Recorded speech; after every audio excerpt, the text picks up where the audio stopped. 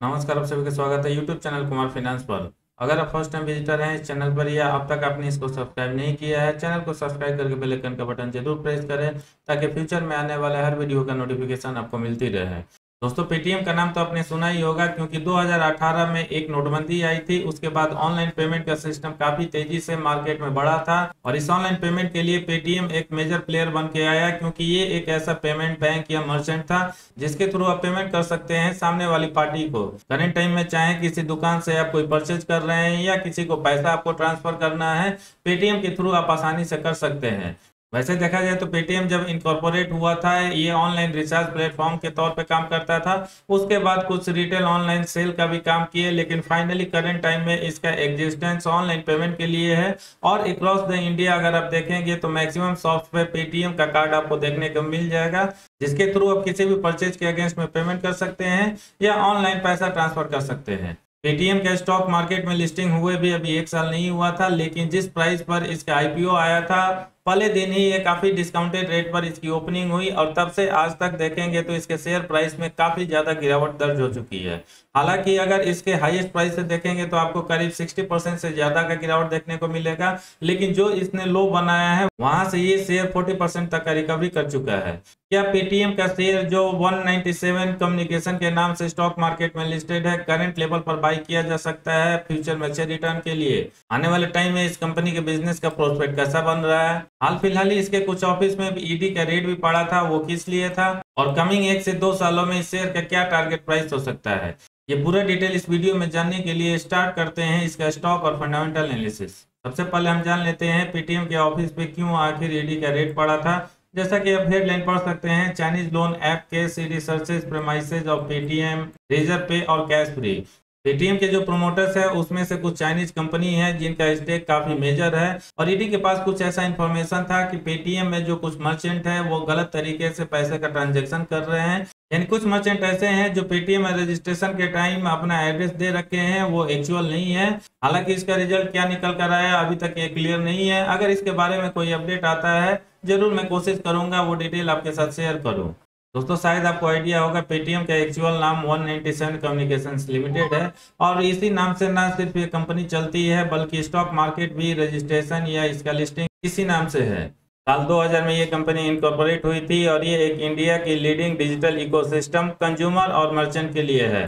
31 मार्च 2021 के डेटा के हिसाब से इस कंपनी के पास 333 मिलियन प्लस क्लाइंट बेस है, जबकि 21 मिलियन रजिस्टर्ड मर्चेंट है जो payment services, financial services, commerce and cloud services offer करते हैं। करंट टाइम में इस शेयर का मार्केट प्राइस 727 रुपया है। लाइफ टाइम हाई इसका 1961 रुपया है और पिछले 1 साल में इस शेयर ने 510 रुपया का लो बनाया था। हालांकि जब इसका आईपीओ स्टॉक मार्केट में आया था ये करीब 2000 रुपया के ऊपर था।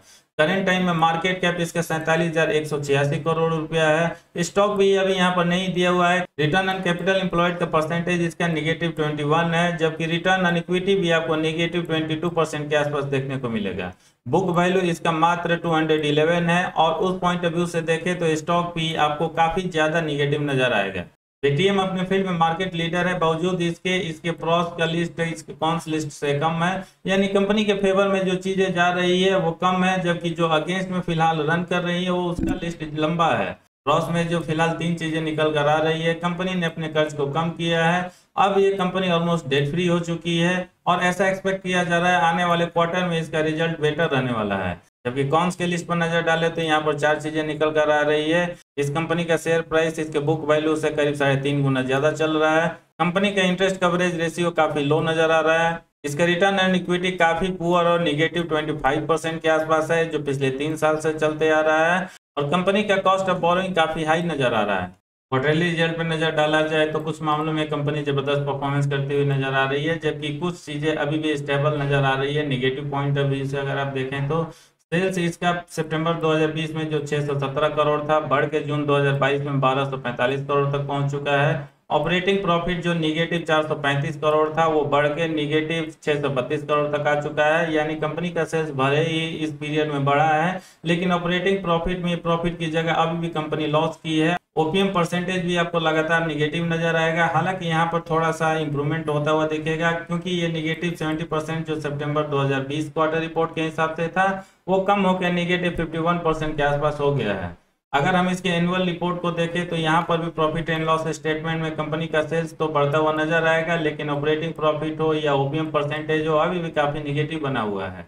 मार्च 2016 में इसका सेल्स 449 करोड़ था, जो मार्च 2022 में बढ़ के 3892 करोड़ तक आ चुका है। जबकि ऑपरेटिंग प्रॉफिट निगेटिव 1720 करोड़ से बढ़ के निगेटिव 2296 करोड़ तक पहुंच चुका है। ओपीएम परसेंटेज यहाँ पर जबरदस्त तरीके से इंप्रूव होता हुआ नजर आएगा, और ये जो निगेटिव 383% था घटते हुए निगेटिव 59% तक पहुंचा है। नेट प्रॉफिट भी इस कंपनी का उसी लाइन में जाता हुआ नजर आएगा जिस लाइन में इसका ऑपरेटिंग प्रॉफिट या ओपीएम का परसेंटेज जा रहा है, क्योंकि ये निगेटिव 1510 करोड़ से बढ़ के निगेटिव 2325 करोड़ तक आ चुका है। हालांकि नेट प्रॉफिट में निगेटिविटी अभी भी बनी हुई है, लेकिन जैसे जैसे इस कंपनी का सेल्स बढ़ रहा है ओपीएम परसेंटेज पर उसका impact positive point of view से आ रहा है, वैसा ही नेट प्रॉफिट भी इसका देखने को मिल रहा है। जब किसी कंपनी का नेट प्रॉफिट और ऑपरेटिंग प्रॉफिट आपको निगेटिव देखने को मिले, उसका अर्निंग पर शेयर भी निगेटिव ही रहने वाला है, और पेटीएम के साथ भी कुछ ऐसा ही फिलहाल देखने को मिल रहा है। ओवरऑल इस कंपनी के बिजनेस को हम परसेंटेज वाइज इवेल्युएट करके देखें तो इसके कंपाउंडेड सेल्स ग्रोथ पिछले 5 साल में 44% होता है, 3 साल में 8% और 1 साल में 44%। कंपाउंडेड प्रॉफिट ग्रोथ पिछले 3 साल में 12% रहता है, जबकि पिछले 1 साल में निगेटिव 59% है। स्टॉक प्राइस सीएजीआर यहाँ पर कुछ नहीं दिया हुआ है, क्योंकि मार्केट में लिस्ट हुए इस स्टॉक को अभी 1 साल नहीं हुआ है। बैलेंस शीट आपको इस कंपनी का ठीक ठाक नजर आएगा, क्योंकि रिजर्व 2771 करोड़ से बढ़ के 13,648 करोड़ तक जा पहुंचा है पिछले 7 सालों में। जबकि कंपनी के ऊपर कर्ज तो आपको बढ़ता हुआ देखने को मिलेगा अगर मार्च 2016 का कंपैरिजन मार्च 2022 से करें तो, लेकिन बीच के पीरियड में इस कंपनी के पास सबसे ज्यादा कर्ज 722 करोड़ का था मार्च 2019 में, और वहां से आपको ठीक ठाक इंप्रूवमेंट होता हुआ दिखेगा, और फाइनली मार्च 2022 के रिकॉर्ड के हिसाब से 250 करोड़ तक का पहुंचा है। यहाँ पर एक चीज मैं ऐड करना चाहूंगा, पेटीएम का जब आईपीओ स्टॉक मार्केट में आया था, इसके एक प्रोमोटर का कहना था वो अपना स्टेक इसलिए सेल कर रहे हैं ताकि उनके पास कैश बैलेंस है और उसका वो यूज इस कंपनी के ऊपर जो कर्ज है उसको कम करने के लिए करेंगे। तो शायद जब मार्च 2023 का एनुअल रिपोर्ट आएगा वहां पर इस कंपनी के ऊपर कर्ज ना के बराबर नजर आए। शेयर होल्डिंग पैटर्न में फाइज की होल्डिंग जून 2022 क्वार्टर रिपोर्ट के हिसाब से 5.45 नजर आ रहा है, डीआईज की होल्डिंग 1.15 नजर आ रहा है, जबकि पब्लिक की होल्डिंग 93.40% आ रहा है। दोस्तों ये रहा 197 कम्युनिकेशंस लिमिटेड का फंडामेंटल, जिसमें हमने देखा बिजनेस कंपनी का अच्छा तरीके से ग्रो किया है, लेकिन अभी भी ये हाईली लॉस मेकिंग कंपनी है। आगे बढ़ते हुए अब हम इस स्टॉक का इन्वेस्टमेंट चेकलिस्ट देखने के साथ ही प्राइस टारगेट देख लेते हैं। साथ ही हम देखेंगे 1 साल के बाद इसका अर्निंग पर शेयर हो या रेवेन्यू हो कहां तक पहुंच सकता है। पेटीएम के इन्वेस्टमेंट चेकलिस्ट में जो 5 पैरामीटर दिया हुआ है, intrinsic value, dividend returns, insufficient data की वजह से ग्रे जोन में नजर आएगा। हालांकि ये दोनों ही रेड जोन में नजर आना चाहिए, क्योंकि इस शेयर का करंट मार्केट प्राइस इसके बुक वैल्यू से 4-5 गुना ज्यादा चल रहा है, जबकि डिविडेंड देने के मामले में भी कंपनी का परफॉर्मेंस कोई खास नहीं है। ROE versus FD rates red zone में है, क्योंकि इस स्टॉक का आरओई एफडी रेट के कंपैरिजन में काफी कमजोर है। एंट्री पॉइंट ग्रीन जोन में है, क्योंकि ये ओवरबाउट जोन में नहीं पहुंचा है, और फिलहाल ये एएसएम और जीएसएम लिस्ट में भी नहीं है, इसलिए नो रेड फ्लैग आपको ग्रीन सिग्नल देता हुआ दिखेगा। अगर हम इसके फोरकास्ट पर नजर डालें तो यहाँ पर बहुत ज़्यादा एनालिस्ट ने अपना ओपिनियन नहीं शेयर किया है, और जो 10 एनालिस्ट ने अपना ओपिनियन शेयर किया है उसमें 60% एनालिस्ट का मानना है इस शेयर को करंट लेवल पर आप बाई करके चल सकते हैं आने वाले टाइम में अच्छे रिटर्न के लिए। प्राइस फोरकास्ट में जो इसका लोएस्ट रिटर्न दिखा रहा है ये निगेटिव 36% है, और आने वाले 1 साल में हो सकता है इस शेयर का बॉटम 464 रुपया के आसपास बने।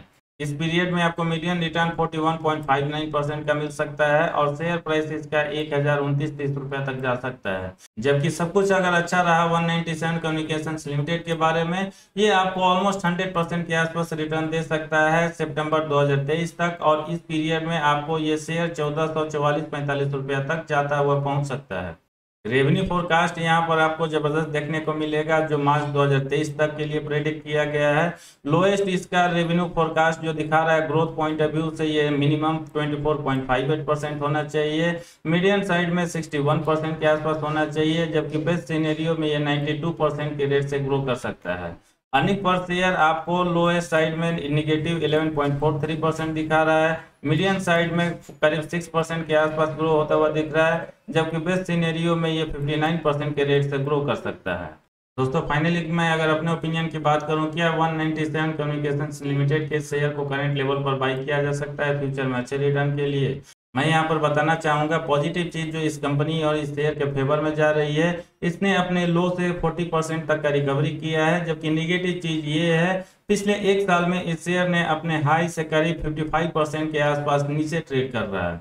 और कुछ डिटेल है जो इस शेयर में इन्वेस्ट करने या कंटिन्यू करने से पहले आपको जरूर दिमाग में लाना चाहिए। जैसे इस कंपनी का सेल्स पिछले कुछ सालों में लगातार अच्छे तरीके से ग्रो किया है, उसका परसेंटेज काफी हाई है, बावजूद इसके पेटीएम अभी भी लॉस मेकिंग कंपनी बनी हुई है, और जिस रफ्तार से इसका सेल्स हो, नेट प्रॉफिट हो, ग्रो कर रहा है, हो सकता है आने वाले 15-20 साल और लग जाए जब ये कंपनी कंप्लीटली अपने निगेटिविटी को दूर कर दे और एक बार के लिए प्रॉफिट में आ जाए। इसलिए मुझे ऐसा लगता है अगर आप सेफ इन्वेस्टर हैं और किसी ऐसे शेयर में इन्वेस्ट करके चलना चाहते हैं जहां पर आपको शांति से ठीक ठाक रिटर्न मिले, आप इस शेयर को अवॉइड करें। अगर आप एक रिस्की इन्वेस्टर है तो जो डेटा मैंने आपके साथ शेयर किया उसके एडिशन में खुद का भी रिसर्च और एनालिसिस कर लें, उसके बाद ही अपना कॉल लें आने वाले टाइम में क्या ये शेयर अच्छा रिटर्न दे सकता है। क्योंकि अगर इस कंपनी की हम फ्यूचर ग्रोथ की बात करें तो यहाँ पर शायद आपको सैचुरेशन होता हुआ नजर आएगा, और जो 4-5 साल पहले तक इस कंपनी का बिजनेस मोनोपोली की तरह चलता था, अभी बहुत सारे प्लेयर भी एंट्री कर चुके हैं, वहां पर इसको काफी स्ट्रगल करना पड़ सकता है अपने कस्टमर और क्लाइंट को रिटेन करने के लिए। इसलिए इस स्टॉक का फ्यूचर में क्या टारगेट प्राइस हो सकता है उसको देने के लिए भी मेरे पास कुछ बेस नहीं बन रहा है, जिसकी वजह से कोई भी टारगेट प्राइस फिलहाल मैं इस शेयर के लिए सेट नहीं कर पाऊंगा। इस वीडियो में इतना ही। ये कैसा लगा कमेंट करके जरूर बताएं, पसंद आए तो लाइक का बटन प्रेस करके अपने सर्किल में दोस्तों के साथ जरूर शेयर करें जो पेटीएम जैसे शेयर में इंटरेस्टेड है इन्वेस्टमेंट के लिए। पूरा वीडियो देखने के लिए धन्यवाद। जय हिंद।